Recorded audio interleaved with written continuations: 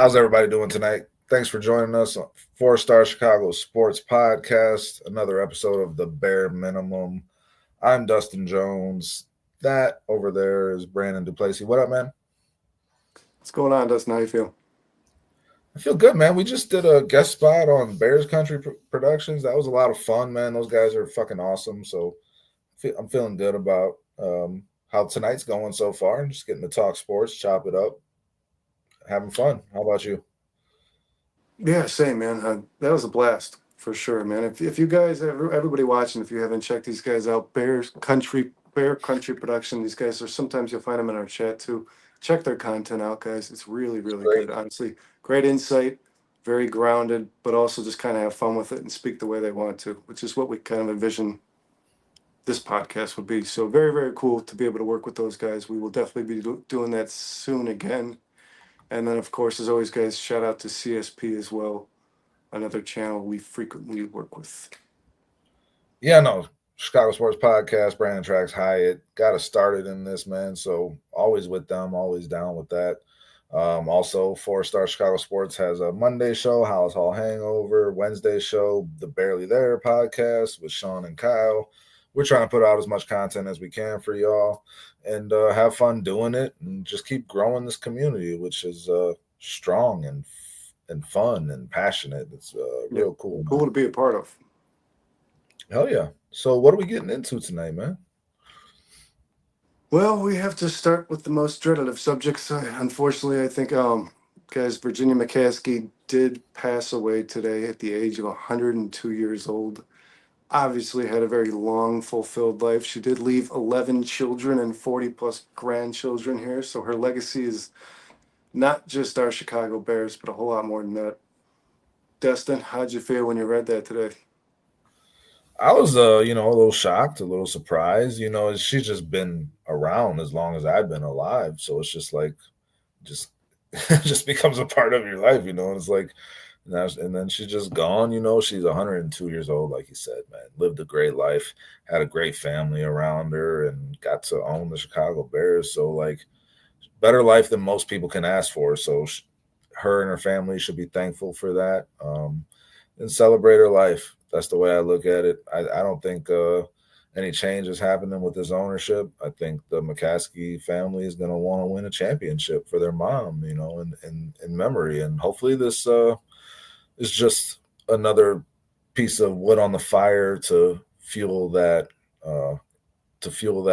goal for them. So it's sad, it sucks, but at the same time, it's part of life. And like I said, not many people can ask for a better life than the one she had, man. So it should be celebrated, I think.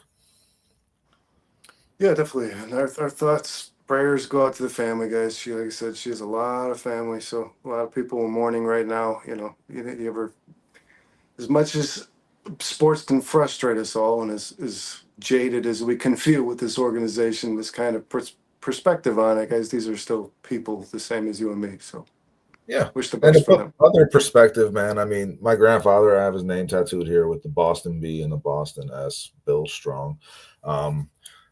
Died very young in his 70s, heart attack in his sleep, just out of nowhere. Like these things happen, and this seems like it was probably the best way possible that someone can pass. Hopefully she was comfortable in all those things, but to live the way she did and for as long as she did, it's something that everyone should strive for. Like Cliff says right here, if I make it to 102, I'll be happy, and if you can do that, in decent health, then that's awesome. But not everybody gets to live a life like that and live that long. So it's something, again, that should be kind of commended, I think.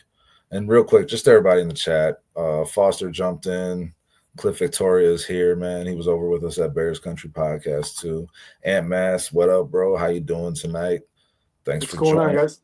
You guys got stuff you want to talk about? You guys got any questions or any thoughts? Please throw them in the chat. We will get to it throughout the show. Appreciate you all for being here. Hit that like button. Hopefully you're all subscribed. Share it with a friend. We appreciate it greatly. You guys don't have to spend your time with us. We really appreciate that you do, because it's a fucking cool thing, man. And for those of you who weren't wondering why I'm in front of a different backdrop right now, guys, it's because my normal recording place is in the bedroom upstairs, and I You think got my all stern girlfriend, dad. my You got all my stern girlfriend dad. You're is, goddamn Dustin, my girlfriend is the only person that I can't seem to put to sleep when talking about sports. like, oh, Brandon, I'm sorry. You practiced that for a while. I cut you off. Yeah, You got all like that's all the like time we dad have. standing up watching TV. Got all Randall out. um, listen, we like to keep it light, but again, thoughts and prayers to the McCaskey family. A new chapter is starting for the Bears in regards to that, and we'll see how that goes and where that leads. Don't want to speculate too much on that right now. Happy girlfriend, wife, happy life. Cliff Victoria says, Touche. "Yes, sir. You got to take care of the family before you take care of anything else." I agree. Yeah, and there has been some talk, guys, on the radio today between ESPN and 670 about where the ownership lies now and what the Bears, what this family does next. Do they sell? Do they stick with that? They want to keep doing this, and like Dustin said, you hate to over speculate on that, and that stuff will work itself out after the fact. This family's probably for sure still in mourning. So yeah, so Yeah, man. God bless Virginia, man. Our hearts go out to the family, and she was a part of this organization we love so much for the last 50 years. Yeah, and like I said before, like it's not like she didn't want this team to do well. I'm sure her main goal when it came to the Bears was making sure they had a winning team out there to I divorced all my wives. All my wives broke, but I I'm just happy. read I that. saw you laughing, so I figured that fostered zingers from the chat. Man, appreciate you. Did you divorce them or did they divorce you? Did they ask you to trade Luka Doncic? Is that what it did? But yeah, man, it's not like Virginia didn't want this thing to do well. You don't, own a football team and not want it to do well. We get frustrated as fans when we don't see the results we want to see. But we got to remember, I mean, we're all human beings. These are human beings making these decisions for these teams, just like you and And, I. So and we got to understand. I know a lot of guys over the 2 decades I've been watching this team. A lot of people gave Virginia a lot of crap. Let's be honest, guys. She probably didn't have her hands too deep into the football operations in the latter years of her life. I think yeah, she was or a spectator the same as you and I. what I've always said and what I've always wanted. I think a good owner a la Robert Kraft. You get the best football mind you can find. You put them in charge of your team and you just let them do their business. You give them the resources that they need to get the best roster, the best coaches, and you got to trust them to make those decisions. And I mean, sometimes you pick the wrong people to trust to make those decisions, and that's just the way it goes. But like, it looks like that might be changing here a little bit with the direction the Bears are going in. I mean, at least we're hoping it is. Yeah, they were doing things differently, without a doubt. Yeah, Cliff says, I'm sure the family is divided on the sell the Bears question. I mean, usually families are in these situations. Any No, kind yeah, of estate, the discussion has to be had. yeah, any kind of estate that's ever getting, left behind, there's always people that, want to sell or want to keep. Like they'll figure all that stuff out. But at the end of the day, the Bears will still be here, and we'll still have this team to root for. And Virginia McCaskey was a big part of that for a long time. Like I said, my entire lifetime, and then some. God rest her soul. Yeah, for sure. So, Dustin, they did release today all the awards, this season Yeah, awards. It kind of let's lined up how you thought it was gonna. It usually does, yeah, let's go through Um, them real quick. yeah, Let's go through them real quick. Defensive Player of the Year, Patrick Surtain, cornerback. That's rare that a cornerback wins that award. Patrick Surtain is your traditional lockdown corner. It's cool to see him get that recognition because he is a dominant player for sure. Just you don't see a lot of the stats with that position and that style of play, so it's tough to quantify with all the sexy numbers, but to see him get recognized for that was cool. This one was cool. The Walter Payton Man of the Year award, obviously named after Walter Payton, one of the best, probably the greatest Bear of all time, definitely the greatest running back of all time. Eric Armstead won that one. Former Niner, now with the Jaguars, I believe. That's always a cool award because that means that person is doing more than just football. And as we all know, this shit's bigger than football. So I mean, that's an award that gets glossed over a lot. But I always like to see who wins that. Character award speaks volumes. Yeah. Foster's pointing that out right here, Eric Armstead. Defensive Rookie of the Year. This is one I want to touch on for a second because Jared Verse got this. And Jared Verse had a hell of a season. I don't have his stats in front of me, but I watched this dude play all year, and he just kicked everyone's ass who he lined up across from. I know he kicked the Bears' ass when we played them. Jared Verse was a guy, if you go back and watch our shows on CSP, we're doing the pre-draft stuff, man. I wanted Jared Verse so bad. I mean, I wanted him over Dallas Turner. I thought he was a better fit for the Bears defense at the time in terms of that beast of a defensive end. It's got size, got speed, got strength. And I mean, all that stuff came to fruition. This guy dominated this season, won Defensive Rookie of the Year. And I do have a little bit of FOMO with that. I feel like we kind of missed out on that. We took the receiver. I like Rome. I think he's going to be a damn good receiver in the NFL for a long time. But when you see these things paying off so quickly for other teams and you could have had that player, it's something that sticks in my head a little bit, especially when it's a player that I identified that I was like, this fits a big need for the Bears, and he's a hell of a player. And he went out and showed it. The Rams got a steal with him, I believe, at the number 17 pick. Yeah, and I think thanks, Chad. Thanks for joining us, man. Appreciate you, bro. What's up, Chad? Thanks for being here, man. The only other guy I could have seen possibly getting this award, Dustin, was Cooper DeJean, but it took him a couple of weeks to kind of come on. He caught up to the game a little late in the second half of the season, but I thought he had a great season as well. But yeah, Jared Verse, I mean, you knew this a few weeks ago. The guy had 4.5 sacks, so it doesn't speak volumes to the pressure, how impactful he was, because the Bears saw this team up close and personal, and Caleb Williams got a mouthful of Jared Verse for pretty much 4 straight quarters, man. He was almost undefendable when the Bears played him. So, kudos to him, and he deserved it for sure. There's I can't think of another defensive rookie who. Not even close. It really wasn't even close. And Chad says he was a Knowles fan. The Seminoles, obviously, Florida State. Jared Verse and Fisk were his guys, and the Rams got both of those guys. I was not as high on Fisk. I'll say that. I did not expect him to be anywhere near as good as he was in the NFL, especially not this quickly. And damn, he has proven me wrong. The Rams got 2 good ones there, man. But Verse was the guys in particular that I had my eyes on in that pre-draft process, and I would have been pretty damn happy if the Bears would have pulled the trigger on him. Again, you don't want to. I'm not going to sell short Rome. Rome made some great plays this year, and I think he has all the makings of a number 1 receiver in the NFL. But goddamn, Jared Verse is just so good, and the Bears could really use a defensive end that can apply the pressure that he applied this year. So congratulations to him, like you said, for pulling off that award. Yeah, and I do want to say this. This is almost something you might actually start to see emulated, Dustin, because we saw this last year, right? The Philadelphia Eagles took a plethora of players from the Georgia defense. Oh, Georgia is their minor league system, dude. Yeah, you're seeing Verse and Fisk work together, and it's almost like they don't miss a beat. So maybe this is something we start to see teams start to try to draft players from the same unit from college, because I would imagine that Fisk and Verse both benefited playing next to each other in the NFL after playing next to each other in college. Yeah, that familiarity, and then you get that camaraderie that you get to bring with you to the NFL, which makes you just more comfortable as a human on the team.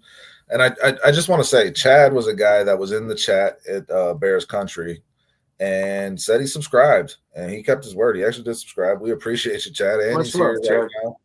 Fuck yeah, much love to you, bro. Thank you for joining us. We appreciate you. Hopefully, you like it enough to come back. We'll see. We put you to sleep. It's a first date. Brandon, stop selling us short, man. The offensive rookie of the year was obviously Jaden Daniels. We all came into this. This is another one we got to touch on because it's got Bears ties, because we all came into this season thinking Caleb Williams should be the rookie of the year. He had the best odds. heard a lot of people in preseason saying Jaden Daniels is the bet to make, and they were right, man. His odds were great before the season started, much better than Caleb Williams, and he clearly had the better season. Took his team to an NFC freaking championship in his rookie season, and quarterbacks just don't do that, man. They don't. Rookie quarterbacks, like, they don't carry a team to the NFC Championship. That team had deficiencies on defense. That team did not have very many weapons on offense. Zach Ertz is your primary tight end. Terry McLaurin is your only legit real receiving weapon. A bunch of throw-ins really to make up that receiving core. And Jaden Daniels carried that team to the NFC Championship. This is well-deserved, and this was obvious. Is that another FOMO moment for Bears fans? I mean, I personally love Caleb Williams, and I think he's going to be the better quarterback when it's all said and done. But when you see the results this quickly from a guy like Jaden Daniels that the Bears passed on in lieu of Caleb Williams, it's a tough pill to swallow, is it not, Brando? Yeah, it is, and I think this is a testament to coaching, man. And I'm flabbergasted. Kevin O'Connell's a great coach. Dustin, I've liked this guy for a long time. I did expect Minnesota to be a much better team than most people did this year, but how is Dan Quinn not coach of the year? Well, because the Vikings, he inherited a defense that's missing so much. I just want to say this because I think everybody watched that Eagles game. They watched 7 rushing touchdowns and 350 rushing yards and think Dan Quinn's a defensive coach. He inherited a defense that is missing a lot of talent. And he had a rookie quarterback and an offensive coordinator he was very unfamiliar with. I thought Dan Quinn put something more. I thought he overachieved more so than Kevin O'Connell did. I didn't necessarily look at the ballot, so it could be that Dan Quinn was second. I would imagine that he was. He was third. He was third? Who was second? Dan Campbell. Huh. It usually goes to that up and coming coach, right? Like Dan Quinn, he should have been second for sure. I mean, Kevin O'Connell had a damn great season, man. He understood. I'm not taking anything away. I love him as a coach. Yeah. He was the understood coach of the year from the second half of the season on. Like nobody expected anything from the fucking Commanders either. So both of those teams definitely performed well above expectations. Both coaches deserve a lot of props. But yeah, it might be a little more impressive. I think if the voting had happened into the playoffs, then yeah, you're talking about Dan Quinn winning that award. But since it's done beforehand, Kevin O'Connell and those Vikings had a 14-win season, bro. And they were a darling going into the playoffs, and it didn't really work out for them very well. It's unfortunate, but if Dan Quinn should have been a very close second in my mind. Cliff Victoria says Daniels will just on the Jaden Daniels thing, he'll regress like Stroud did. I don't know, man. This guy has just great touch on the ball, great accuracy, great timing. And he can run much better than Stroud can, so he can always fall back on that. If he gets hurt, I think that's the only way that he regresses. If he takes a hit that he cannot manage, and honestly, he's done way better at that than I expected. Seeing him in college, I thought he took way too many hits, way too many big hits, put his body in bad positions. And like in the NFL, he took the one hit to his ribs that cost him a game or I think it cost him a game, but he played injured through most of the middle of the season, and that affected his play. But generally, he's done a really good job of avoiding hits, Brando, and that's been the most surprising thing to me about Jaden Daniels. Well, and yeah, he does. Bobby Slowick was terminated at the end of this season, so it's clear that the Houston Texans organization felt like Slowick had something to do with the hiccup in Stroud's development this season. I don't see Cliff Kingsbury being terminated after next season. I see just more success in that Commanders team. But I also think this Eagles team is good, man. And I've said this before. They're the best roster in football, top to bottom. Best defense in football for sure. Yeah. I don't feel confident about Dallas. And I don't, I feel like the division, Washington could very much be another a wild card playoff team once again. Yeah, man. And you're talking about that Eagles team. And Jaden Daniels led a terrific comeback against that Eagles defense, and it just threw 4 touchdowns on those guys. like it was nothing to win a game that they had no business winning. I mean, Jaden Daniels betting on regression. I don't think that that's smart. Potential injury, Cliff. He does run a lot, but like I just said, man, he's doing a much better job than I anticipated of avoiding collisions after the run. He's getting out of bounds. He's getting down. He's not taking the hits. They're coaching him up well there. So if he don't get hurt, I don't know if he regresses, man. I'm very impressed with Jaden Daniels. He's the best Well, rookie quarterback I've seen and play football in my and lifetime. Cliff says this. You see the miracle QBs run as rookies, RT, etc. I want to have a long career. They learn not to run so much. I do think this too, Cliff. Jaden Daniels has proven to be a, a pretty solid passer in the NFL. Damn So good passer, accurate as hell. even when the defense figures this guy out and makes it harder for him to get outside the pocket, you don't want to leave that guy throwing 40-yard passes down the field either. He's gonna hurt you in two ways. Lamar Jackson, very, very, very Lamar Jackson-y vibes to me, man. This is how his career Yeah, man. started. And I will say this, Cliff, Lamar Jackson kind of exploded into his sophomore year, so Jaden Daniels might do that as well. And it hurts to say because we did draft Caleb Williams, but I agree with Dustin. In the long run, Caleb is probably, and especially Cliff, to your credit and health, Caleb's I think the better pick. The safer bet, probably, but you just seeing the results this season, it's hard not to think about as a Bears fan, at least for me. And the other thing about Jaden Daniels, with his ability to run, he is the most impossible player to defend on fourth down in the NFL. And Dan Quinn, to his credit, realized that pretty quickly, and the Commanders went for it a lot on fourth down and had a lot of success because of Jaden Daniels. That makes him extra dangerous, man. I don't see regression in him. I really don't. But the health thing could be a factor, you know. But also, if Caleb Williams don't get an offensive line in front of him, health could be a factor for him as well, you know. It really depends on what happens this offseason. Yeah, and I agree with Cliff here. I'm sorry, that's not Skip when he says Caleb has a higher ceiling. I agree with that, Cliff. I think that Caleb is the best pure passer, thrower of the football out of all these guys that were drafted this year. Remember, there was 6 quarterbacks drafted in the first round. I think Caleb has been the best passer and thrower since his collegiate years, and I think that's not going to change. And then just real quick, since we were talking about Coach of the Year, Dan Campbell coming in second. Chad says Ben Johnson might expose Dan Campbell this year, being he was 1-6 before Johnson took over as a play caller. Yeah, that team was pretty bad too. I mean, I think it was a convalescence of a lot of things that led to the Lions being successful. Ben Johnson was obviously a huge part of that success in Detroit.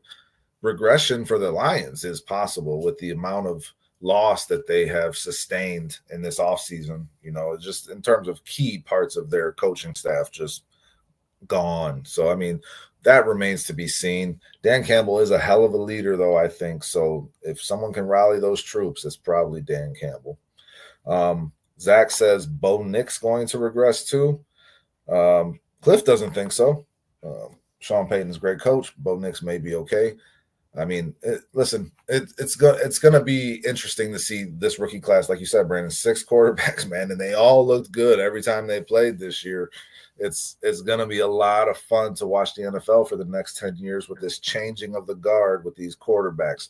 Jaden Daniels right now, though, is unquestionably the best one of that bunch, and that was shown with the awards, and it wasn't really close. It wasn't really close. No, and I thought even Michael Penix looked pretty damn good when he played, man. And I don't Yeah, think that he's exactly. playing on a very good offensive line either. But what do we miss? We're missing an award, right? No, well, we're missing a few. We haven't gotten to the MVP yet. I want to save that for last. Comeback Player of the Year, Joe Burrow, who also got MVP votes. But Joe Burrow wins Comeback Player of the Year, which is pretty damn cool. He had the injury-riddled season last year, did not go well for him. He was balling out this year, and it's cool to see him get that because, yeah, he definitely earned it. And I think, honestly, he's the best thrower of the football in the NFL when he's right. I don't think there's anybody better at slinging it than Joe Burrow when he's right. Yeah, me and you, Dustin, both I think had him as the MVP candidate prior to the season starting. Yeah, I picked him to be MVP. Yeah. Yeah, they had a slow start to their season, but he's still. I mean, if you go look at the numbers, Joe's still. By the way, did you hear Chris Canty say that he is not an elite quarterback? Yeah, that's stupid, man. It's I don't just know where the clickbait. like, and he tried to go in the strangest direction to prove this, like to make this argument. He was like, "Well, he hasn't shown to finish. He can't win a Super." It's like, what? The guy's been in the NFL for like 4 years, and he's been to a Super Bowl. Yeah, Like, yeah. it's more than a lot of guys can say after a decade of their career, man. And he was the most sacked quarterback in the NFL when he took his team to a Super Bowl. The guy carried that team. Their defense was not very good that season either. The guy carried that team. Joe Burrow's abilities cannot be debated. Chris Canty is wrong. He's very negative, and this guy he dogs on Caleb too, man. He's just Yeah, kind of simple. He's kind he's of a a former hater. defensive player, so that makes sense. That makes He just sense. he kind of comes off as a hater. Him and Cap kind of go back and forth a lot. Are we talking about who are we talking? Are we talking about who's Chris Canty? I remember Chris Canty is a defensive player on the Yeah, Giants. Okay, that's we're talking about the same guy. yeah. Okay, He now works for ESPN. He's an ESPN anchor, but because David Kaplan is an ESPN anchor on the radio, the two of them talk to each other a lot. They text each other a understood. lot. And I Kaplan don't said listen. himself, "This guy always hates Ben. So he just I'll hates say on this. everything." I'll say this. I don't listen to a lot of sports talk radio anymore. I mean, I love David Kaplan. I mean, he's been a guest on CSP. We've got to talk to him. He actually came to my Lou Malnati's in Highland Park and got a pizza and took a picture with me. Fucking cool dude. But I don't listen to sports talk radio. I do this, the YouTube stuff, and I do podcasts. That's where I'm at. I've been there for years. I don't mess with that no more. So I'm kind of in the dark on that stuff, Brando. I don't listen to the analog radio anymore, to be honest. Yeah, he's pretty well known, man, for saying some outlandish things. He's like as fringe as you can get, I think, on all of his views. Listen, offensive player of the year. Who do you think got that? Do you have the awards in front of you? Because you seem surprised by the Joe Burrow one.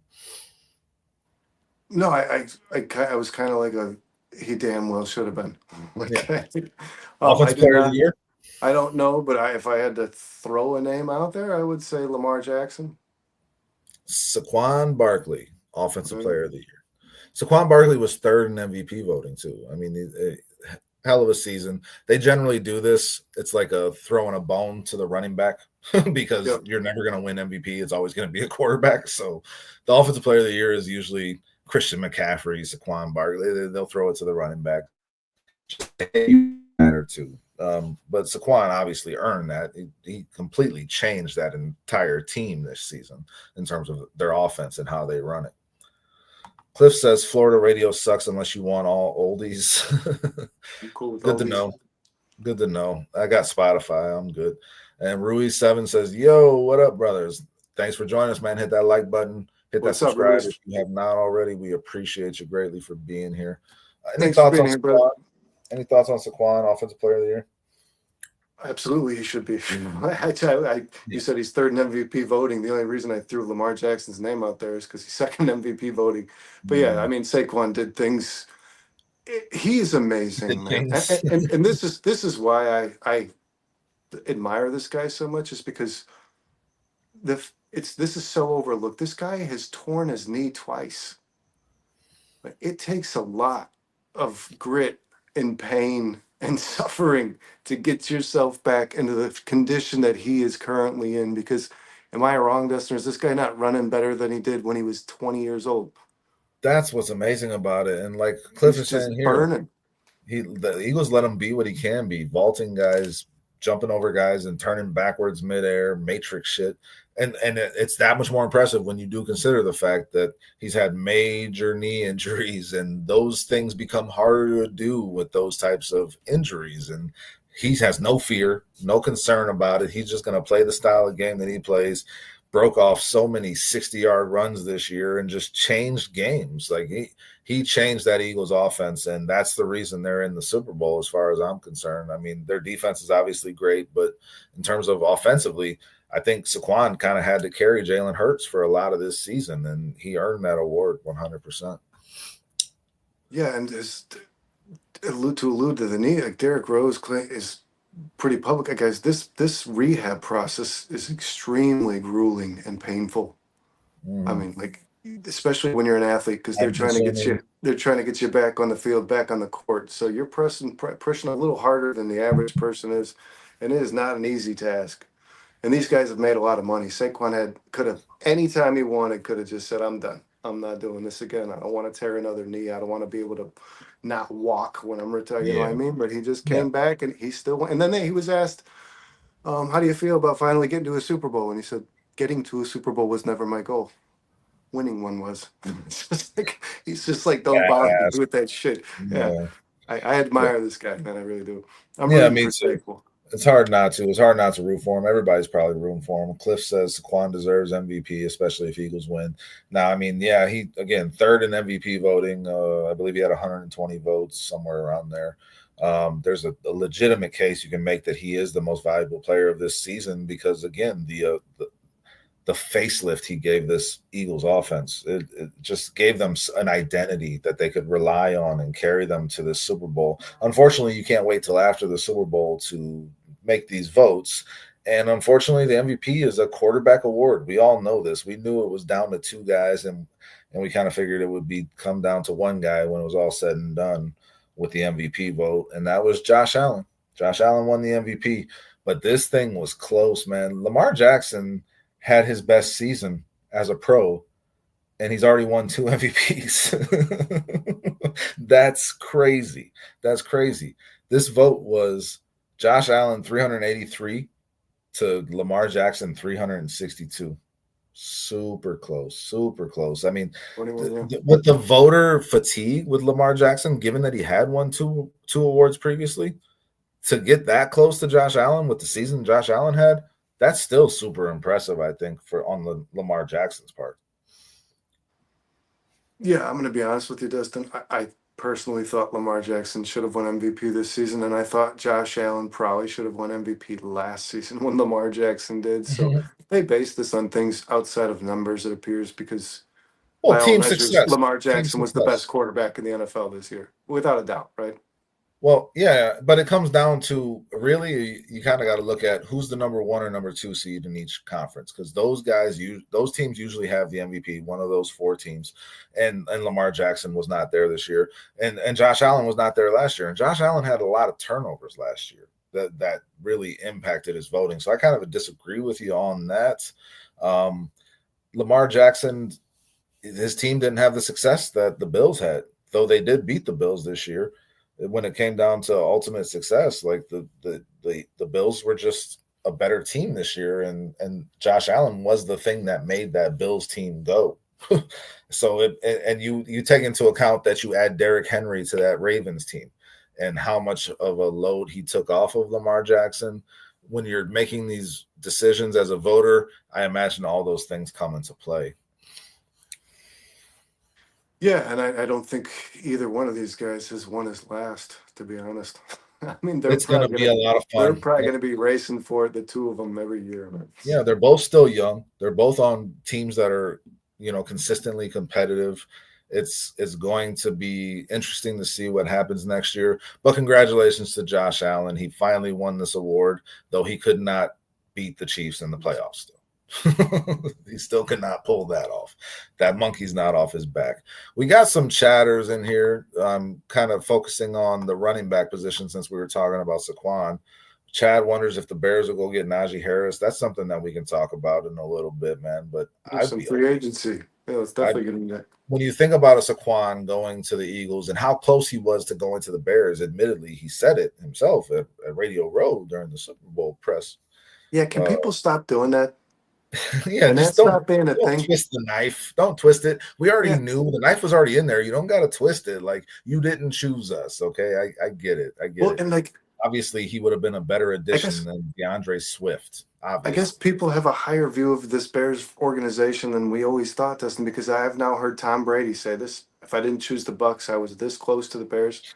Bill Belichick said that he wanted the Bears. His team encouraged him to go after the Bears job of all the jobs available.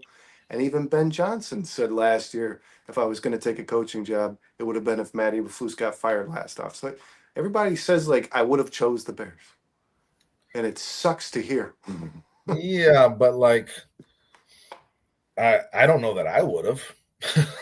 That No, Eagles I team, wouldn't that have. Eagles team was a solid team. And then Saquon's got to look at the offensive line. If I'm a running back, that's the main thing I'm focusing on. And that's the one thing that Bears fans completely ignored, that, and I'm guilty of it too, going into this season, the fact that that offensive line was all hopes and dreams.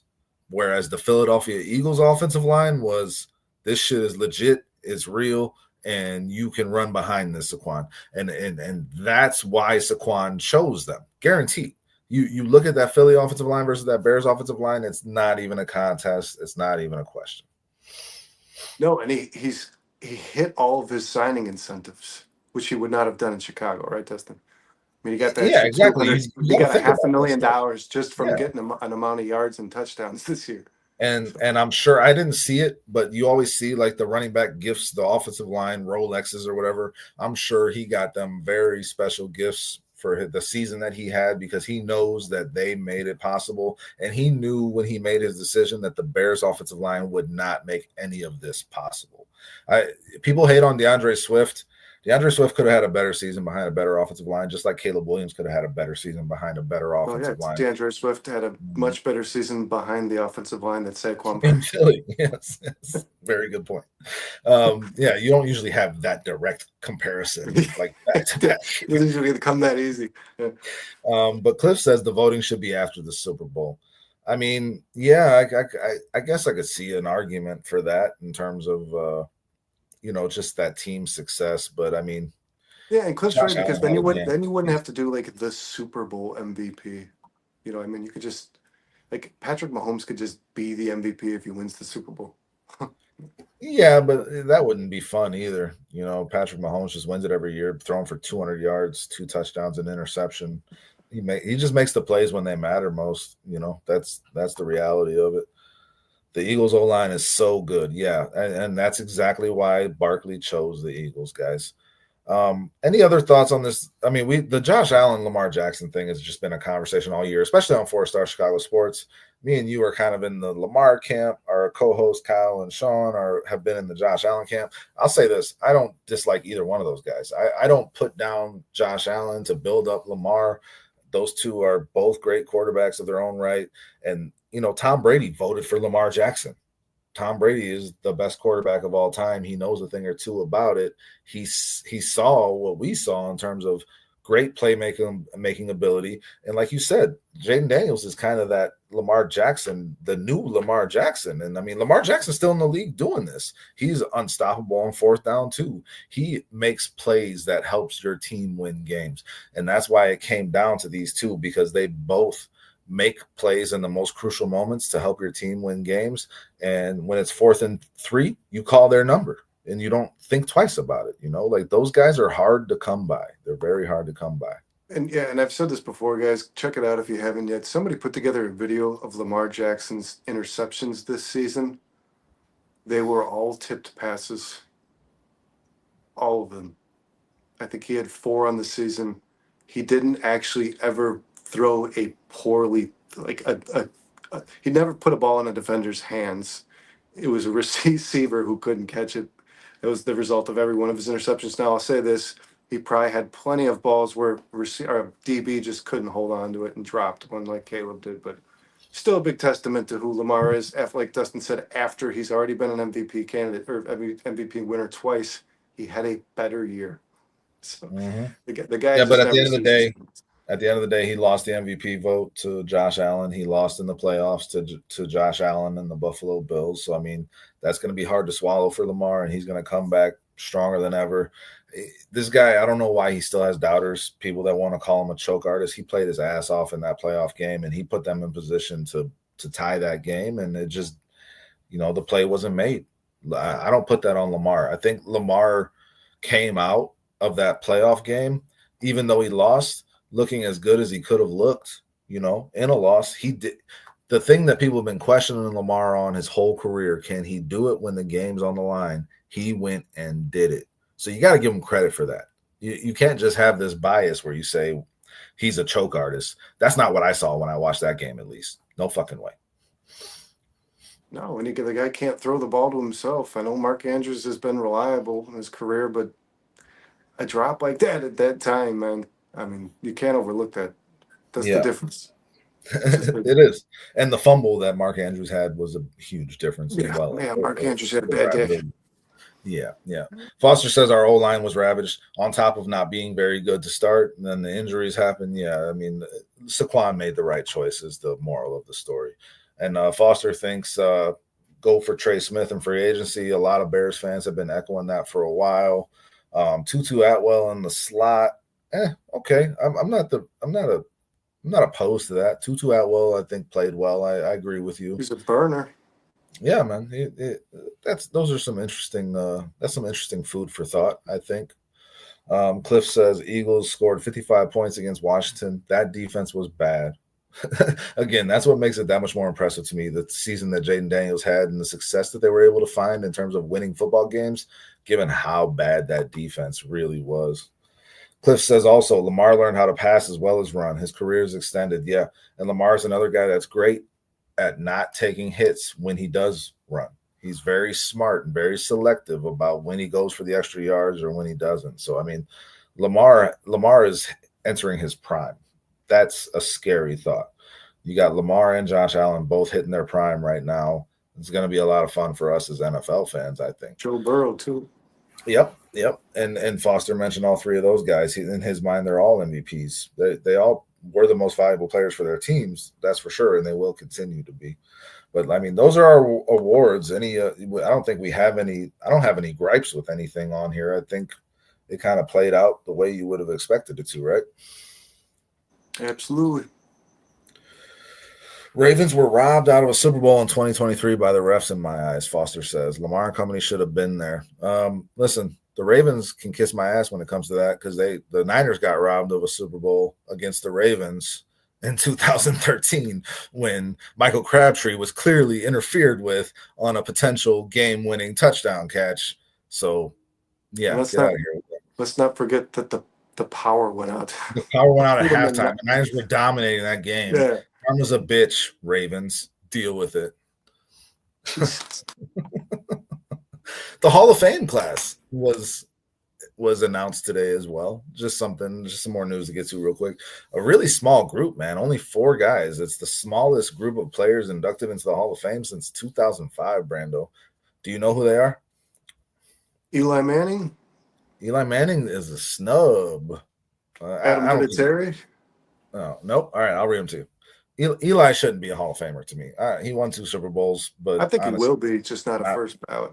Yeah, or a second. But Antonio Gates, fuck yeah. Antonio Gates is my guy, dude. I loved Antonio Gates. And he is the leader in NFL history for touchdowns by a tight end with 116. The guy had over 11,000 yards receiving, just a complete beast in his day. That's when the tight end position began to flourish in the NFL. Like when Antonio Gates came in, Tony Gonzalez was doing his thing.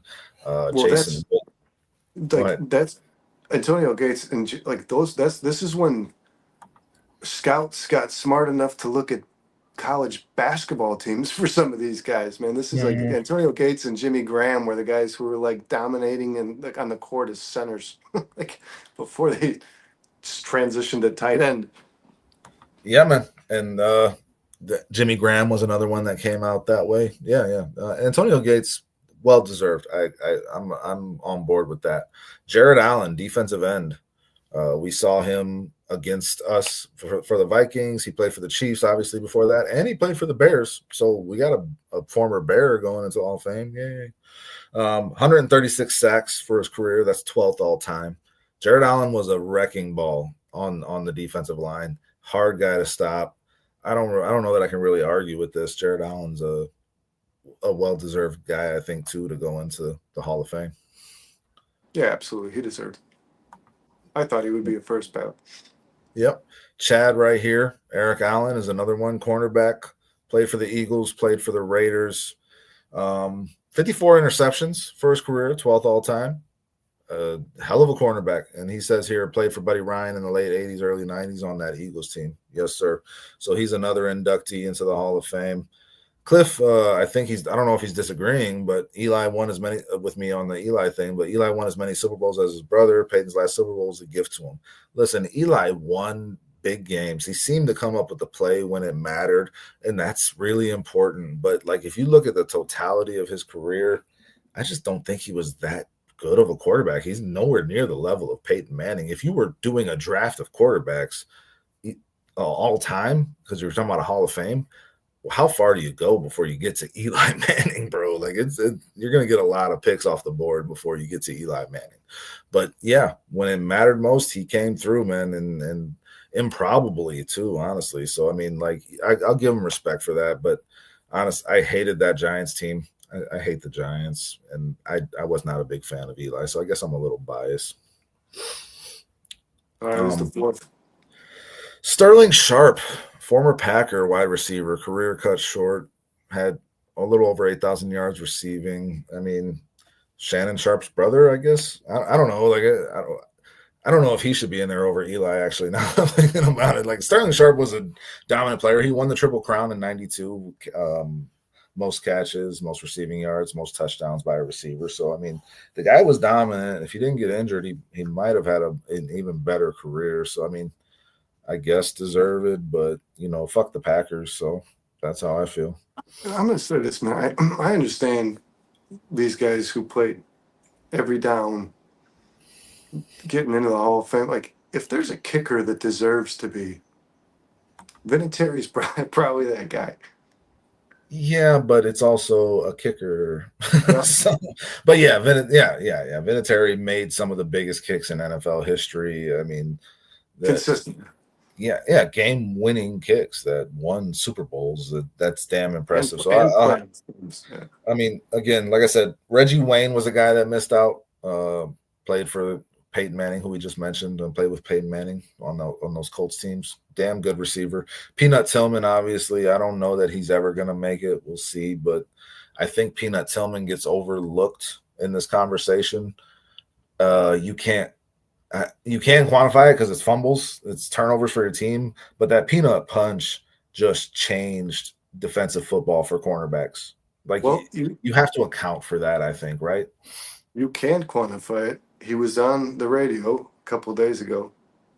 I'm pretty sure it was because he was named in the Hall of Fame as candidate. I see you, Foster. He's sixth on the list on forced fumbles. Do you know who, like, the 5 in front and the 10 behind him are? Defensive ends or linebackers? Every one of them's defensive end. He is the only defensive back that's anywhere near the top of that list. He's sixth all time. That's what I'm saying. Like, that's so fucking impressive, and it's such an outlier in the NFL that it should have a place in the NFL history. It should be recognized in the Hall of Fame, I think.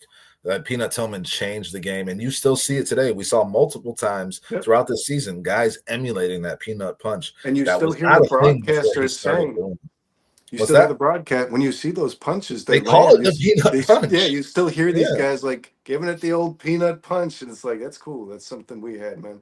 And I'll say this, guys. Foster saying the same thing right here, yeah. Those defensive ends coming around your backside, they hit you hard, they strip the ball, but you don't know they're coming when you're a quarterback. People were looking at Charles Tillman while he punched the ball out of their hands. Yeah, you knew he's coming for you a lot of times. Sometimes he did it from behind, but yeah, most of the time, like, he's making a play he's in front of a receiver or a running back that's trying to make a play on him, get by him, and he's knocking that ball out. And in the Bears country chat, I saw someone that said Peanut's not a Hall of Famer. And we didn't really get to focus on it. It's not my chat. But, like, if someone were to say that in here, I would vehemently disagree with you. And like Foster saying, you call it the peanut punch. That changed the game. It's such an outlier. I think it's similar to the Devin Hester conversation in terms of a guy that they had to change rules in the NFL in terms of kick returns because he was so unfair. You know what I'm saying? Like, things like that should be recognized in the NFL history. And I hope Peanut gets in there because not only was he a hell of a football player and a great leader, he's a fucking great dude too. Like, so I mean, like, he's just somebody who deserves it, man. Works for the FBI. If you're gonna pound the table for a Bear that's not in the Hall of Fame, I mean, it's Him or Peanuts high Briggs? Peanuts high on that list. I think is McMichael's still not in, right? Like that's a guy that Mike. No, he just got in this past year. I'm dumb. Yeah, I was gonna say Mongo. Yeah. I think Lance Yeah, Briggs. that finally happened. Yes, Lance Briggs is a name that should be in there, man. yeah, no, Lance Briggs for sure. But if I was picking between Briggs and Tillman, I'm taking Tillman. Bro. Yeah, I'm Tillman taking was, Tillman like all you the way. said, Tillman was different. Lance Briggs Briggs, was one of the best, but very consistent with most outside linebackers that were good in the NFL. Tillman was doing his own thing, Lance something we Briggs hadn't seen. Lance Briggs was a great player. I don't want to take anything away from him, but if you're talking about the way that defense was run, Lovie Smith ran a defense, and I still feel stupid for saying the McMichael thing. I'm just going to say that. I know people are going to point it out in the chat probably, but thank you for not throwing me under the bus. I'm stupid. I know he just got in the Hall of Fame. Brandon Trax Hyatt just went to the Hall of Fame enshrinement. And we all have shirts that say Mongo on them with his number on. Yes. I just blanked. But Lance Briggs, that defense funneled everything to that weak side linebacker. He had to make the play for sure, and he always did. But like the stats were padded in that way in terms of tackles for him because that's the way that defense was designed. I think Peanut Tillman was a playmaker, more of a playmaker on the field than Lance Briggs. Cliff says the Hall of Fame is a great visit. If you guys have a chance to go see it, I would love to get to Canton. That will happen at some point in my lifetime, I hope. Tillman had skills. If you change the NFL, you're a consequential player. Yes, that's what we're saying. We agree with you, Cliff. Peanut should be in the Hall of Fame. Absolutely, the Devin factor, the Peanut factor, Hall of Famers. Thank you, Foster. Chad, a lot of the 06 defense had Hall of Famers, Briggs, Urlacher, Tillman, Brown. Yeah, Brown was a hell of a player. If it weren't for those injuries, his career would have been a lot better. Cliff says, other than Caleb, who would you guys think is a future Hall of Famer on the Bears? You got an answer? Darnell Wright. What? I don't. He'd have to play better. Definitely not Montez Sweat. Jalen Johnson. Jalen Johnson. That's probably the guy. Roma Dunze has the potential. He's just Roma Dunze does, yes. I mean, DJ Moore is that need to get figured. DJ Moore and Caleb were missing. That's got to get figured out, man. But DJ Moore would need a hell of a finish to his career and at least the Super Bowl and like some really strong seasons to even be considered for that. So yeah, there's not much, and I mean, Caleb, it remains to be seen, but hopefully he has that trajectory of his career. What are you smiling at? You see something? Yeah, my MS says Tory Taylor. It's very hard to get in the Hall of Fame as a special Great Guy award. Yeah. I don't know about that. It was hard for Devin Hester. I can't imagine what it's like for a punter. Well, man, those are the awards. That's the Hall of Fame. The Hall of Fame list, very small. So I don't know. That's what you get. It's 4 guys. But 4 deserving guys. And as Foster pointed out earlier, Sterling Sharp was dominant. And in his heyday, he was in his prime. He was an unstoppable player at receiver for sure. But again, just to finish up in summary, fuck the Packers. So I'm not a fan. Your point is well taken, Cliff. Bears do need more top end talent. I agree, but you can do that same exercise with a lot of players across a lot of teams and their players across the league. The Hall of Fame is the most exclusive of exclusive. So, like, I don't think a lot of teams have multiple players you can list that are going to be Hall of Famers right now. I don't know that they do. I think the Bears still lead the race. Total in terms of all time. Yeah. But are we going to count Jared Allen? Are we going to put him on our list? No. Just like Julius Peppers was a Panther last year. You know what I mean? No, Julius Peppers actually counts. Julius Peppers counts. He went half and half. Julius Peppers went half and half. Yeah, but didn't he go half Panthers, half Bears, Packers? No, I think it was just God, I hope not. No, I don't think so. The Packers was like the tail end. Like the Bears, he was actually dominant for years on that team. It was the tail on a tail. His tail had a tail. So let's get some Hall of Fame guys in the draft. Ben Johnson and Dennis Allen helping polls this time. Cliff, I'm all for it, man, and we hope that's the case. Yeah, we've had some guys throw some stuff at us here, Dustin, about free agency. I've heard Najee Harris, Trey yeah. Smith and Najee Harris. Yeah, a name you've been saying for a couple of weeks now, at least. Who's that? Najee? Najee. Listen, I like the idea of Najee Harris. I am in the minority from what I can tell. I mean, I don't know what the chat thinks, but I think there's a lot more meat on the bone with Najee Harris than we've actually seen. Pittsburgh has a good offensive line, and they run a good power run game. His efficiency stats always get knocked, but when you need a touchdown from the 2-yard line, this guy can fucking get it for you. So if DeAndre Swift, which he did multiple times this season, gets you down there with a big run, Najee Harris can finish it off. I would be okay with a 1-2 punch of DeAndre Swift and Najee Harris. If you can get Najee Harris on a cheap 1-year prove-it deal to where maybe he steps up and becomes the player that everyone expected him to be. He's still young. He's still got his health. He's a guy I would definitely entertain as an option. I mean, the draft obviously has a lot of running backs this year, so you can't go wrong. I think you got to get one. You need a power running back. If you go with Najee Harris, and he will be cheap, as Chad's pointing out, then you free up yourself in the draft to go for other needs, other positions of need. So, I mean, like, I wouldn't be against it at all, personally. I like Najee Harris a lot more than a lot of other people do. Yeah, I loved Najee in college, to be honest, man. It has been a little disappointing the way his career's gone, but for the first 2 years, guys, he was on that Steelers team. Their offensive line was easily the worst in the NFL, and you're seeing the effect on DeAndre Swift right now. The effect that has on a running back is the same effect it has on a quarterback. You cannot operate behind an egregiously bad offensive line if you're a running back. Hampton or Henderson over Harry. Jesus, it's a little hard to Harry and the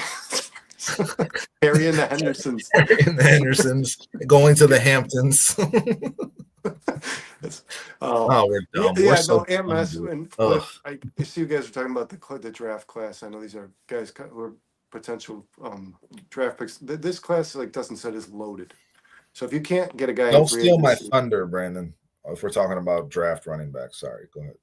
I was just saying that this class is low. So if you don't find an answer in free agency, there will still be options for sure. Listen, I'd roll with Najee Harris, but if you don't get him, and we're talking about getting that thunder to DeAndre Swift's lightning in the draft, I mean, I keep saying it, and I'll keep saying it, and if I'm wrong, I'm wrong. But I've been right a lot about these running backs coming out of college. Quinshon Judkins looks like he can do it all. He can get you the tough yard when you need that. He got 28 runs of 10 yards or more.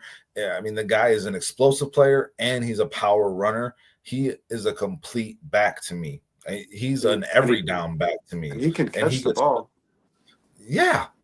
Quinshon Judkins is a guy I would jump all over late in the second, early in the third, and have no qualms about it. I would jump on him with the Bears picks in the second. But if you can trade back and acquire some more draft capital and still end up with a Judkins late in the second, early in the third, I would love that, man. Quinshon Judkins is a fucking stud, dude. Yeah, he definitely came on strong at the end of the year. He's proved, and he played a really good defense in Notre Dame, and he exploded. He had 7 catches for 100 yards and 2 touchdowns, or 7 runs, 100 yards, 2 touchdowns, 2 catches, 30 yards and a touchdown. He had 3 touchdowns in the championship game against the best defense in college. Showed up when it mattered most. A big moment. Yes, big moment. That to me says he's prepared to play in the NFL. Omarion Hampton. I always wonder if he was named after the dude from that boy band. I can't remember what the hell they were called in the early 2000s, but the lead singer's name was Omarion. I feel like this dude's mom named him after that dude from that band. If anybody knows the name of this band, please. I don't know if you do. Boy band? They were like it was an R&B boy band. They were like Boys to Men or something? And they danced, and it was like more pop. Like Boys to Men? No, it wasn't Boys to Men, bro. That's my last guess. That's why I ran off. Back to something. I don't fucking remember. But let me check my list after Boys to Men. Omarion Hampton, 112. Yes, Chad. I am so glad you are here, bro. No, it wasn't 112. Fuck, sorry. But I appreciate the guess, and I appreciate the vigor with which you said that. With 112, I think Omarion Hampton is another good option. Jesus, I'll stop going on my tangent. But Omarion Hampton is a power running back in that ilk, and we know Ben Johnson wants the two running back.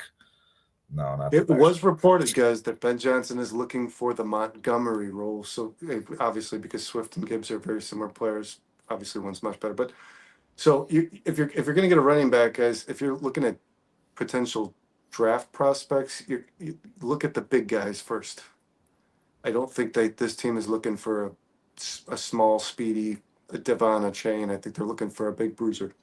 Yeah, we got the small speedy. I mean, and Chad loves Judkins too. And I'm glad to hear that because when people bring up that running back that the Bears are looking for, Judkins just kind of gets thrown to the back. And I feel like this guy has the potential to be the best back in this draft over Ashton Gianti or Ginty or however the hell you say his name. I like Judkins better, and I like the value you can get him with. So I mean, I'm with you on that, Chad. But I think Najee Harris, if you go for him, I don't think you can go wrong with that either because it gives you the element for your offense that you need. So yeah. Trey Smith, guys, we keep getting Trey Smith in the chat, and I'm in agreement. I hope the Bears pursue Trey Smith. I don't love the idea of trading for Trey Smith, which is what I'm hearing a lot of now. Have you heard this, Dustin? Yeah, Not like the Chiefs sign him and then trade him. Yeah. No, fuck that. If he's not a free agent, don't even do it. Don't give up draft capital to get No, this guy. that's where you lose me when it comes to you got trading. other guards that are out. You got Mekhi Becton as a potential. You got Will Fries as a potential. He's Becton, the Philly kid. Yeah, the guy who was a bust with the Jets, who's had a hell of a season at guard. He was a bust as a tackle with the Jets, but he's had a hell of a season at guard for the Eagles. I'm looking up this. He allowed 3 sacks all season. Yeah, and he's a fucking beast. He's huge. He's a mountain. I mean, like, you don't have to break the bank for Trey Smith. Would I love Trey Smith? Yes. And I think if you can get him in free agency straight up, go for it and go hard for it because adding that guy to your offensive line, Foster, I agree with you, can change this offensive line. It will, if you put him next to Braxton Jones, it say you were to keep Braxton Jones, you make your line better. You make him better. It gives him some help. So I think it makes total sense. But like you said, Brandon, if you got to trade because the Chiefs don't want to give him up for nothing, don't help them out. Fuck that. B2K. B2K is the name of the band. Sorry, I just looked it up. B2K. They were popular when I was in high school. So like I feel like his mom named him after that guy. Just random off the topic bullshit. Sorry. Bears already have Swift, yes. Stanley from the Ravens is another solid option, right? In terms of if he were to become available. I don't think the Ravens let that guy go, but if he were to become available, left tackle's a thing the Bears really need to address in my mind. And he's the best option if he were available. Yeah, I would be shocked if he gets out of that building. Yeah, I mean, the Ravens have spent a lot of money. Their cap is already pretty damn high, but you find a way to keep guys like that on your team if you're going to be a good team. And the Ravens are a good team, and they're a smart team. And I think they'll find a way to keep him. But if he were to become available, that's a guy I'd go harder for Ronnie Stanley than I would for Trey Smith because I think the left tackle is the most important position on the offensive line. And you got to protect Caleb's blind side. And I think Braxton Jones is average to below average. And I don't think he'll ever be anything more than that. And I don't want to keep him around and he has a decent or solid season this year. And then you trick yourself into paying him. I don't want to do that either.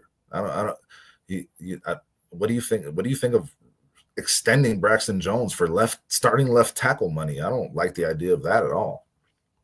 No, I'm not touching that. Joe, let's say that Braxton Jones was developing, right? Let's say that he had taken strides and he's starting to look like a left tackle you can depend on, that you can pay. The guy can't stay on the field.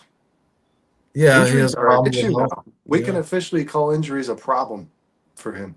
I mean, this guy has had and injuries, bad injuries, guys. He had a neck surgery. Remember, like this guy has suffered injuries that are very common to reoccur in offensive linemen, back issues, stuff like that. It plagues these guys because, I mean, think about you're basically blocking a truck every play. You know what I mean? There's no way this is good on the body.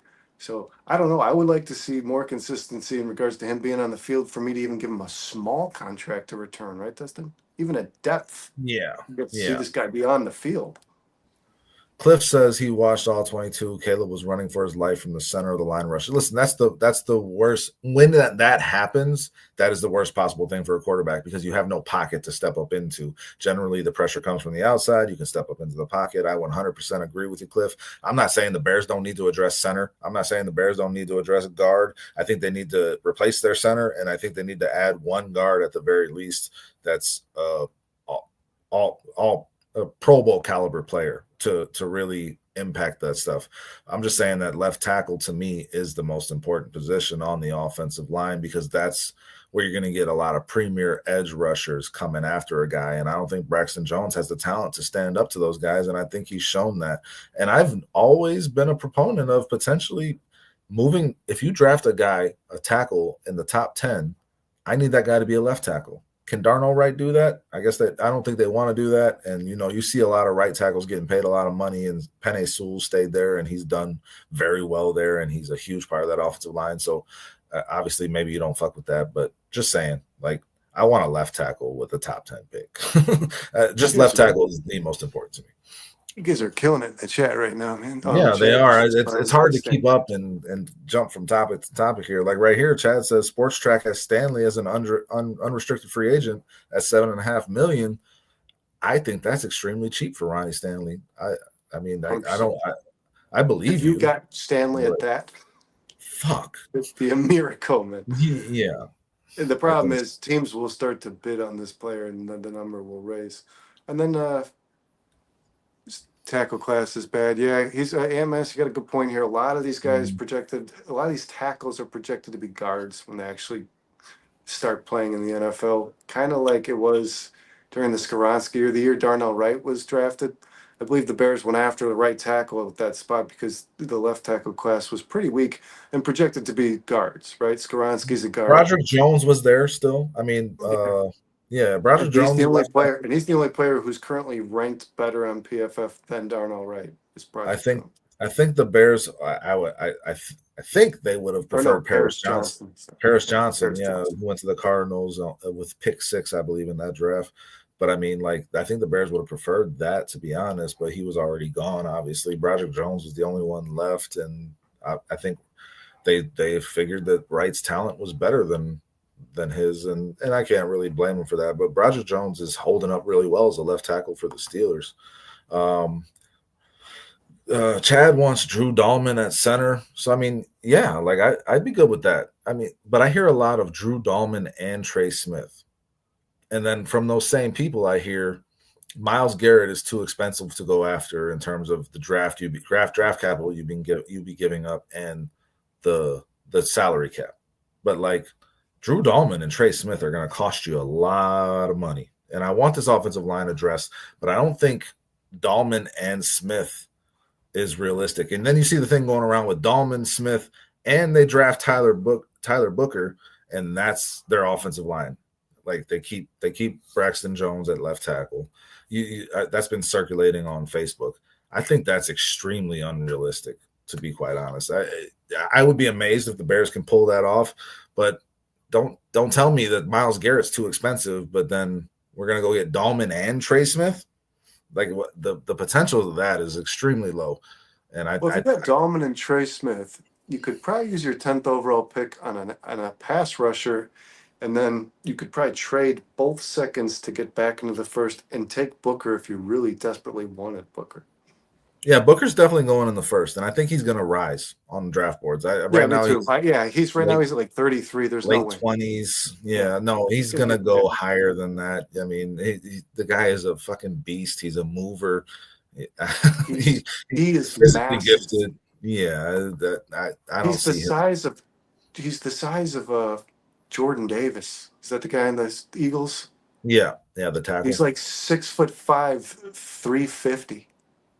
And the guy is massive. Yeah, and he moves. Guys like those, especially guys, I'll tell you this right now, too. If the combine comes around and a man that large is putting out good numbers, he will be a top 15 pick, Dustin. Cliff says, what about Amagaji? Can he develop? I don't know. I hope he can. The Bears took him in the third round. Like, It looked bad, it Cliff. It wasn't looked good. bad. You give him the grace of the fact that he was injured, was not able to participate in camp. He hasn't had a full off season. Hopefully, he can be healthy this off season, and you never know. I mean, hopefully, a third round pick will hit eventually for Ryan Poles. And the speed of the NFL is much different from Yeah, Yale football. So yeah. you do have to give him a little bit of patience. Yale is not Ivy League is not not the best You got league. Mark So Zuckerberg as your defensive end. Dahlman is a little better than Shelton and more expensive, but Shelton has a year with Caleb, and that might be a better chemistry, and he might be better next year. Uh, I, oh, I, he's got a year of letting Caleb get killed.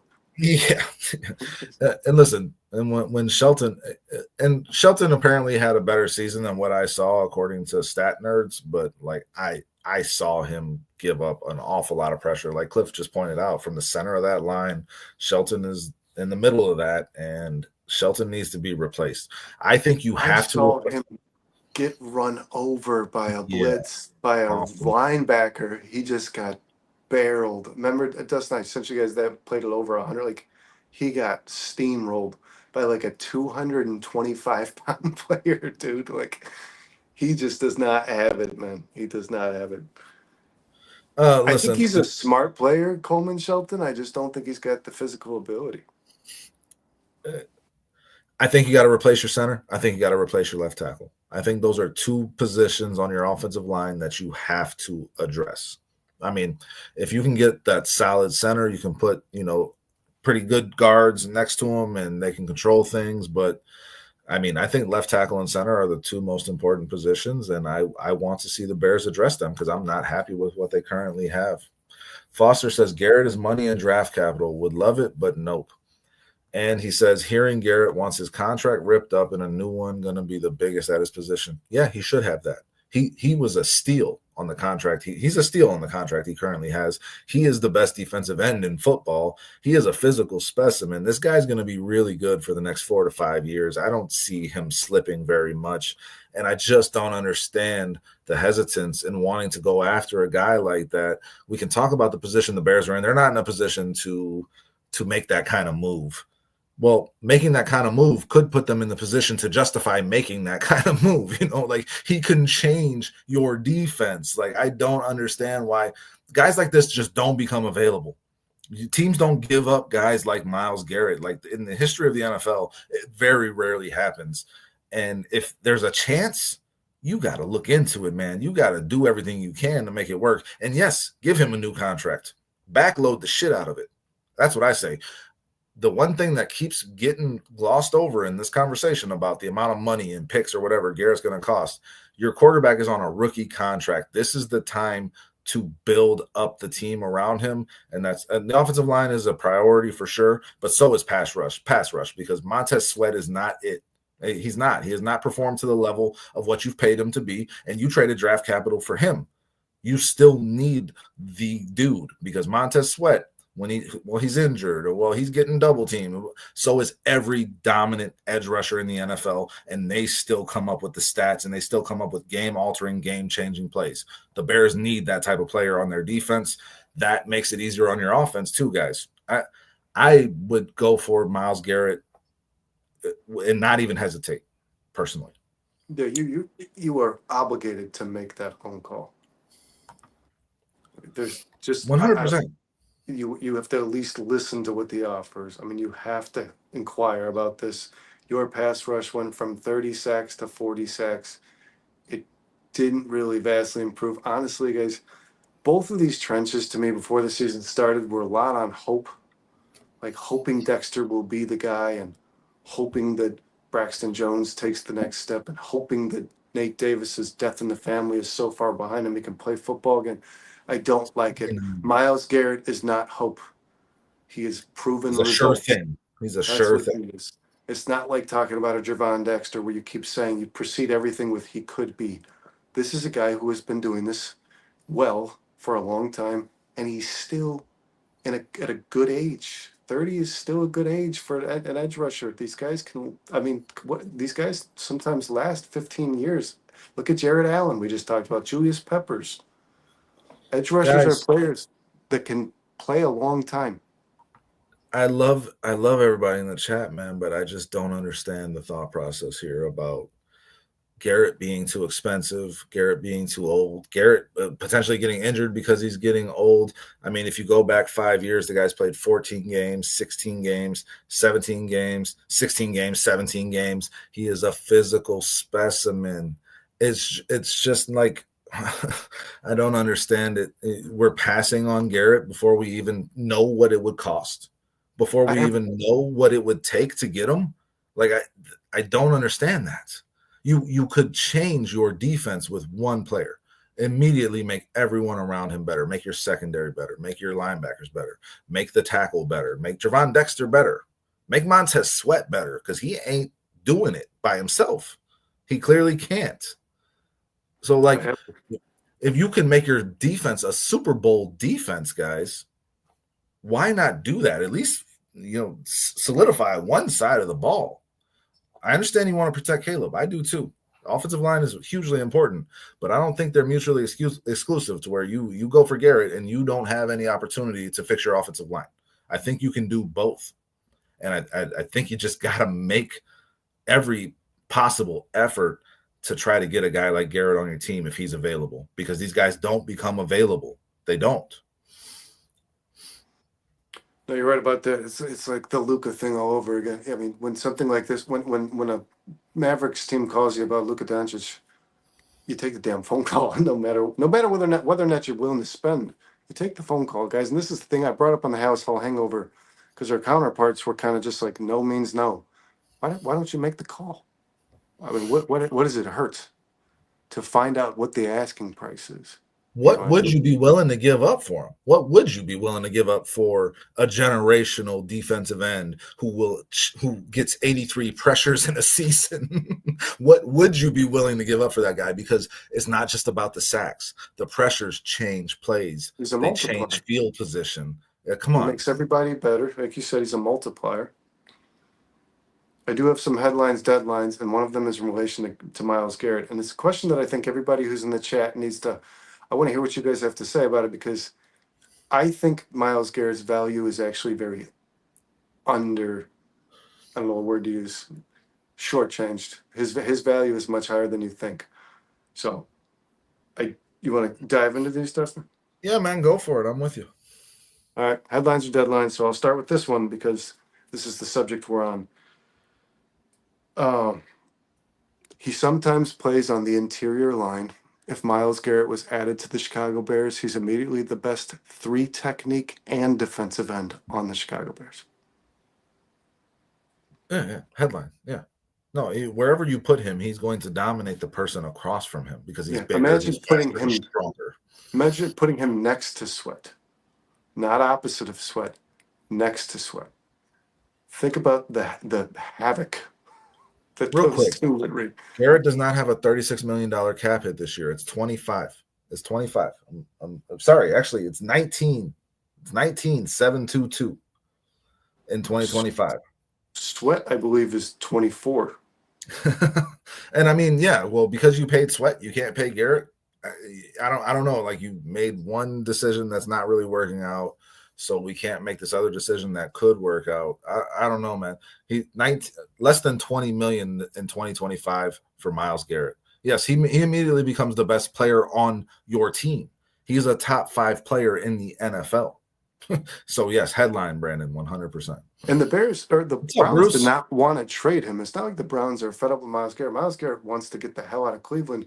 So, as far as I'm concerned, the Browns probably still want that player. It's not about cap, right? They're not doing this to get rid of cap. He asked to leave. So, I'll ask you this, Bears fans: do you trade? Do you offer Sweat and some picks for Miles Garrett? The Browns wouldn't take that. The Browns would be trying to. It is about cap, Brandon. The Browns are upside down in terms of the money that Deshaun Watson.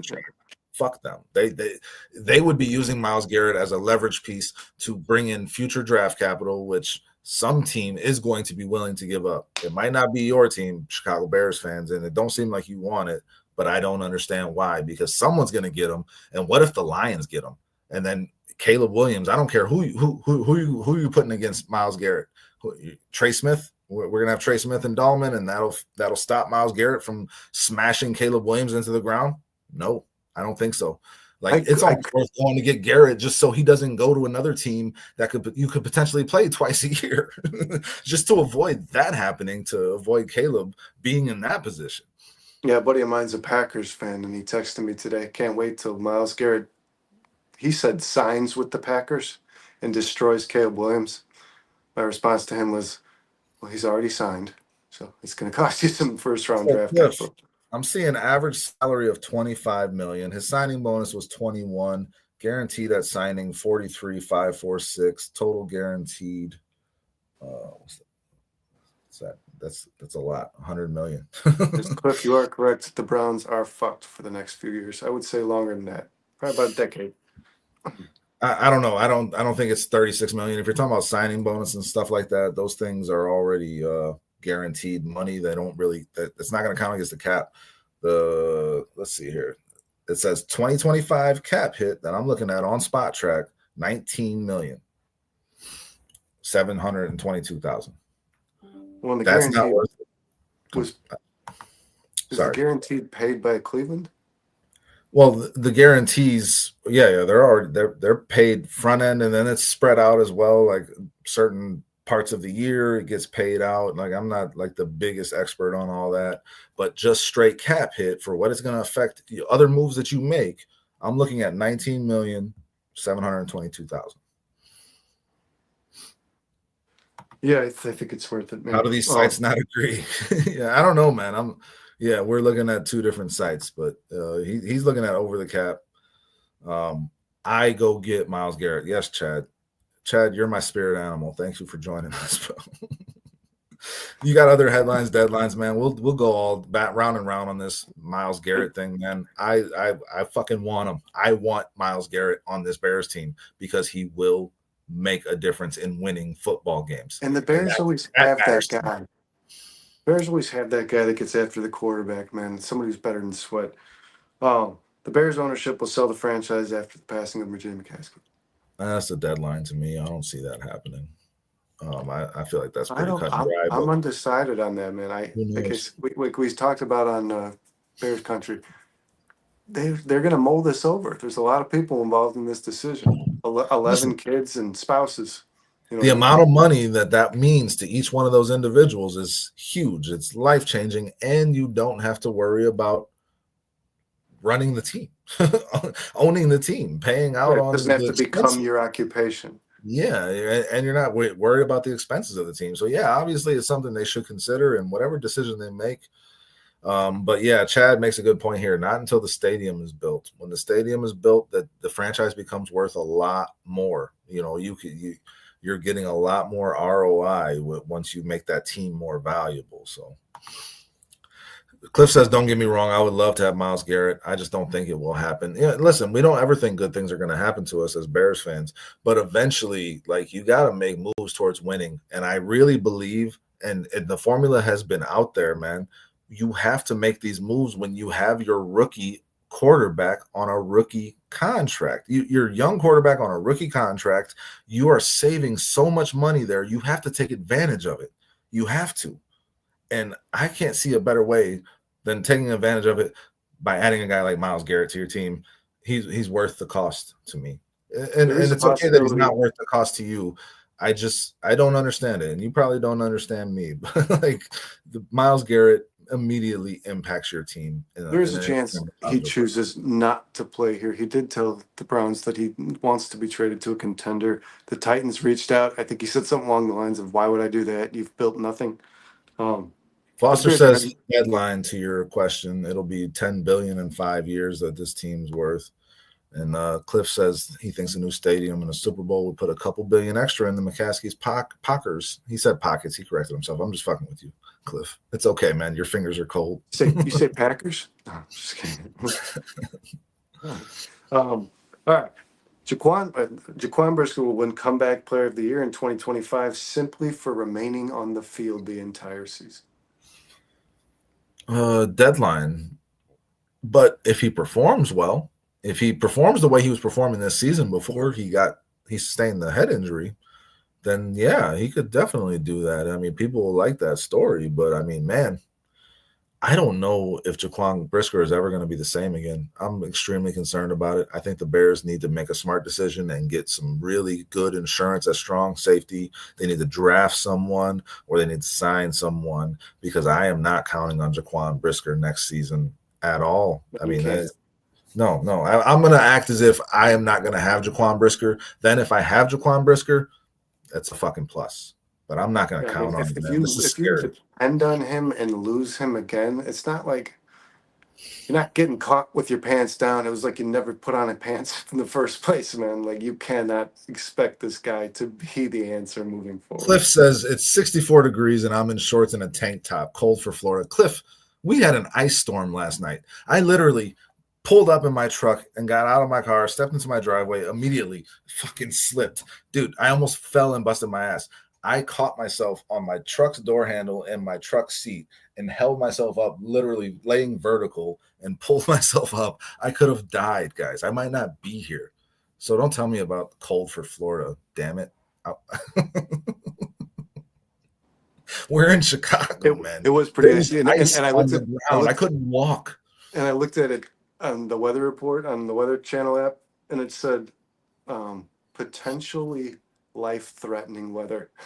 That's what it said, because it's freezing rain and 40-mile-an-hour winds. Cliff thinks Brisker's fine. Flus had issues with him. That's the reason why Cliff left, because of the ice storms. Good call, Cliff. I'm jealous. Brisker concussion was concerning. Chad says he played after being concussed. You've seen this stuff end guys' careers, guys. I don't know that he's fine. Then there's obviously some issues between him and the Bears medical staff too that are going on too. So it's like because he was just cleared, wasn't he, this week? Yeah. There's a lot of issues, and he says he's been cleared. So that's why Cliff, I think, is bringing up the Flus thing. Maybe there was an issue there, but Flus got fired on Thanksgiving, guys. So Brisker was still not playing the entire rest of the season. No, and Brisker was blossoming into a very special player when he was injured. He was having big impacts on games. So I love the kid, hoping for the best for him, but I am not counting on him if I'm the Bears. You got to be smart about that. Yeah, he was a player that held out before he got his rookie deal. The Super Bowl headliner deadline, the Super Bowl officials will make calls in favor of the Eagles due to media attention and public outcry. I thought that might happen. I brought that up as a potential to happen going into that Bills-Chiefs game, and it didn't. It didn't. I don't think calls were in the favor of the Chiefs in that game. I think the Chiefs put themselves in favor of the calls by making great plays in moments that they need to make them. That's what I think, man. And listen, dynasties are going to get the benefit of the doubt. Jordan got the benefit of the doubt. Tom Brady got the benefit of the doubt. Started it. Dynasties will get the calls going their way. It's like this weird momentum that develops. They become almost invincible, and the refs feel it when they're on the field, I guess. I don't know that they're going to go out of their the media hype around it has never been as loud as it is right now going into the Super Bowl, and it's never been as loud as it was going into that AFC Championship game. The Chiefs still prevailed, man. I don't buy into the ref controversy or the conspiracy theories, man. I've played football. I played football for most of my life, my young life, and I don't see how you can fix a football game. To be quite honest, like these guys are out there beating the shit out of each other, and the Chiefs make plays when they need to make them. That fourth down that Josh Allen got stopped, that was really close. But if the Chiefs didn't work their asses off to make it close, it wouldn't have been close. They put it on the officials to make the call. And James Cook came out and said, don't put it in the hands of the ref. You got to make the plays. And that's the way I look at it. Yeah, that was awesome. That was a very James awesome. Cook is the shit. Yeah. All right, last but not least, Dustin. 50 years after Chuck Howley won the Super Bowl MVP in a losing effort, Saquon Barkley will be the MVP of the Super Bowl, win or lose? Deadline. If they lose, no, I don't think so. Deadline. I think that those Everyone. days are past. I mean, Jerry West won an MVP in a losing effort in the NBA Finals back in the fucking 70s. That don't happen no more. I mean, the winning team gets the MVP. Like that's kind of decided at this point. I don't see that tilting back that way ever again. And honestly, you can't not give it to a guy like Mahomes if he throws the game-winning touchdown or runs for it for a first down on fourth down to put them in a position to kick the game-winning field goal. Like, I just don't see how you go away from that if that's the way that were to turn out. If they win and Saquon Barkley runs for 200 yards, hell yeah, he's winning the fucking MVP. But like, not if they lose. That's a deadline to me, man. What do you think? He would have to have one. I mean, like if he hit like 250 with 3 TDs, I don't see how you don't give it to him. I thought Jalen Hurts was the MVP of the Super Bowl they lost a few years ago. Yeah, but that just don't happen no more, man. That's kind of my point. So I guess, I guess that kind of supports what you're saying because I think Jalen Hurts scored 4 touchdowns total in that game. I got to say this to you, man, and I hope you hear me from a place of love. But you got to step your game up on these headlines, deadlines, because like these ones were kind of weak today. Yeah, they were. Well, I did it with like 10 minutes before the show started. But I went with topics where I kind of felt like it's pretty one way or another. You know what I mean? Yeah, no, these were pretty. Usually, you give me ones I got to think about for a little bit. You said deadline. You said deadline to the sale of the franchise. I'm not saying that. Not based off what I heard today. Not anytime soon. Not anytime soon. Like Chad pointed out very astutely and very smartly, they're going to build that stadium first, make this franchise worth that much more before they even think about selling. They're not going to sell it before it becomes that much more valuable. That's for sure. That's for sure. If they do, they're fucking dumb. If they do, they're dumb. Or they're just people who didn't want the responsibility. They're probably all wealthy already, you know? Yeah, for sure. But like a big part of their wealth is tied up in the Chicago Bears. And then you have to ask yourself, if George just becomes owner, will he still be chairman and CEO? I mean, would another family member have to take that role if he takes the ownership role? I don't think. I think George would want to still be involved in the way he is now. You think he'll buy 10 siblings out? I don't know that he's capable of doing that. I don't know, man. This is above my pay grade, to be quite honest. Maybe Chad or Cliff have some information I don't have, but I just don't see them. Common sense wise, it doesn't make sense for them to sell right now. So I don't see it happening like anytime soon, to be honest. But I could be wrong. Like I said, I don't know what the fuck I'm talking about. So yeah, that's it, man. That's all the deadlines. And I think that's a pretty good place to hang this up. Yeah. Yes, I agree. It's time to end this, man. We didn't want to go past 12, but this has been a lot of fun. The chat's been blowing up. Obviously, some Bears country residuals. So thank you for that. That's awesome. Yeah, shout out to those guys again, and shout out to everybody who interaction. So yeah, thanks to Bears country. We got to get y'all on our shit, and we got to get back on your shit because that was a lot of fun, and we'll have fun here too. Just on what we were talking about, Chad says, I heard there's a tax rule involved. Yeah, because like you have to pay. I learned this on Yellowstone. Actually, you have to pay taxes on an inheritance, and if they can't afford the taxes, well, I don't know. Maybe I'm just making that up too. I saw it on Yellowstone.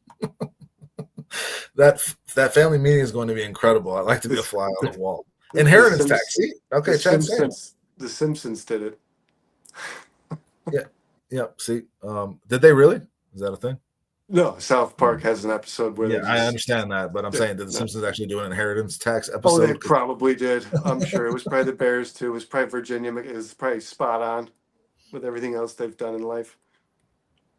Chad, thanks for joining us, man. We appreciate you. I do want to just say I'm very fucking before we end it, man. I wanted to call this show the Bull Minimum because the Bulls do the minimum. Obviously, they clearly have had this path in front of them for years. They have dragged their fucking feet. You think they're going to do something after they trade Zach LaVine and they just don't. They re-sign Lonzo Ball. I think that's with the intent to trade him in the offseason, but you don't trade Vooch. You don't put your team in a position to suck as much as possible. I mean, they're not good, but they're going to be good enough to potentially be in the play-in, and like you're not increasing the value of the pick, your own pick you just got back for trading Levine. The Bulls have given up great players throughout this tenure of AK and a little bit before it, so it's not all on him, and they've gotten no return from it. The Bulls clearly had their path in front of them and what they needed to do, and they fucking didn't do it. I don't give a shit. You should have done some kind of deal for Vooch and gotten him out of here just for the sake of not having a double-double guy on your fucking team, and giving Matas Buzelis more minutes and giving these young players more minutes, opening it up for them. I'm very disappointed in the Bulls. AK and Eversley should not have fucking jobs, and they shouldn't have had jobs last year. This team is an embarrassment, and I'm fucking pissed about that. How dare Karnisovas with his attitude towards the questions he was. But did you listen to that interview? I haven't watched the press conference yet. I was at work when it was happening, man. So I haven't had he's so clearly frustrated by the media asking questions that fans deserve to hear an answer to. You know what I mean? Like, he was literally like, if somebody, so this is a question he was asked. It bothered the hell out of me when he said this. Like I said, one of the reporters asked him, did anybody offer you a first round pick other than the pick that was already yours to begin with that you lost? And he goes, I'm not getting into hypotheticals. That's not hypothetical. If somebody called and offered you a pick, it happened. Yeah, it's not a hypothetical. Did it happen or did it not? It's not a hypothetical. Yeah. It's not what the word means. What the fuck are you talking about? I don't even know if I'm going to watch it, man, because it's just going to piss me off. It will. AK needs to be fired. Listen, his press conference last year at the trade deadline was deplorable. He was like, I'm sure he did the same shit this year. Like, why didn't you do what clearly everyone in the NBA knows you need to do? And he's like, well, because we're the Bulls and we have a chance. Last year, he justified them being a competitive team. Fuck off. You knew you were a competitive team. Remember Jerry Reinsdorf, maybe a decade ago, they still play this quote on the radio. He said, being in second and third doesn't mean you had a bad season. What about being in 10th or 14th? What's the difference in being in 10th or second? You didn't fucking win. It is a bad season. You got to win. Listen, it's not a bad season if your team is competing for the second or third seed in the East in the playoffs, Brandon. But like, it is if you don't win. Not necessarily, man. I don't want to. It sounds they're like not even close to that, Brandon. It sounds like he's saying, I'd be content with being the second place team in the league. It's like, but that's not the point of this, man. Ricky, do you think the players here? Yeah, good. Yeah, I agree with you, Cliff. If you ain't first, you're last. Shake and bake. Yeah, the players feel that way. I'm sure, for sure. They don't want to finish. They don't want to finish second place. They don't want to go home for everybody else. The pleirs want to win, man. And you can't keep. I don't care. What's bothering me is it feels it's like Reinsdorf's mindset is he's doing the fans a service by being competitive. Like, no, that doesn't fucking count, man. Listen, you're not doing your fans. They're doing their fans a disservice, Brandon. Their games aren't even available. It's just all so fucked up. I've never seen them watch it. I mean, we can if we go get a fucking digital rabbit ears, or we have a jailbroken fucking Fire Stick or some shit. But like, what the fuck? I've been watching the Bulls on WGN since I was fucking crawling. Since like, WGN existed. What the fuck? I'm just not with it, man. I've never been so disappointed in this Bulls team in my life. And there's been some bad times that I've stuck with them through, and I don't know if I can stick with them through this shit. AK and Eversley need to be gone. Just because I'm a Bulls fan don't need to mean I need to be an apologist for you fuckers and your complete just incompetence. You it's all in front of you, and you don't even see it, and you don't want to fucking do what clearly needs to be done. And for that reason, I'm not supporting you, and you need to go. We see it as fans. We're not even watching the games, Dustin. And honest to God, I just assumed I was going to wake up today, or at some point I was going to get a notification that says the Bulls blew it up. And it's the same shit over and over and over. And they're content with being just okay. And T says here, you want to compete. It's better than not going to the playoffs. Not in the NBA, man. The Bulls are in purgatory, T. If you're going to suck. You know what I suck mean? hard, get the best possible pick to improve your team, because one player can drastically alter an NBA team, right? But if you're in the middle, not in middle to bottom, where the Bulls have been for multiple years in a row now, you don't get a good enough pick to do anything with, and you don't have a chance to compete against these. You're not competing against the Bucks. You're definitely not competing against the fucking Cavaliers. You're not competing against the Pistons. You're not competing against the Celtics. Like, you don't have a chance to contend. There's no actual competing. That's not real. You don't have a chance in hell against these teams in the playoffs. So even if you were to make the playoffs, which the Bulls won't, you don't have a chance. So why not go the other way and develop some assets that can turn this thing around? Because right now they're in basketball purgatory, and that's the worst place to be in the NBA, man. The worst And place. another thing, this is an ever changing league, and you got to keep up with it, guys. More so than football, even because I have so football's much in changed. common with your pillow, Aunt Mass. God damn it! Me and your pillow are so The NBA is simpatico. ever changing. You have to keep up with it. If you're an owner, if you're head of basketball operations, I'm going to say this, man. He was talking about today building this team through first round draft picks. That doesn't happen in the NBA. That's not a thing. You don't do. You can go get that guy. You can go draft a player, get a top 5 guy, but you still have to go get those big players. You have to draw these names in. You have to make your city something that somebody wants to play for. Like Luca's getting traded to the Lakers, right? The Lakers just got the top 3, but the franchise that's always winning everything just got another because they carry themselves with a winning culture, and you cannot. You're They gonna tell me expect. They you expect. get one first round pick, 13 players on your roster, 15 players. It's gonna take you a decade to build a team that can win with first round picks. By the time you get your last first round pick, the first guy's gonna be fucking retired.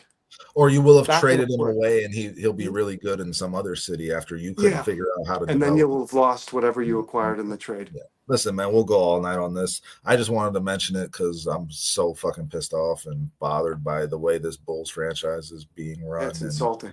yeah, it is. They It don't very much deserve your is. It's they don't deserve your time or attention. it's the worst franchise in Chicago, and it's been heading this way for years, and they're not doing anything about it. They keep leaning into it, and fuck that. I'm not with it. And Surprise, that's how surprise. Chad's in Utah. I at least have some faith in Ainge because I've seen him do it before. He'll turn that thing around in Utah. I think he's going to develop enough picks to where he'll make his move just like he did with the Celtics, and it'll work out. I think I'd have way more faith in Ainge than AK, but you're there, so like you got more insight than me, guys.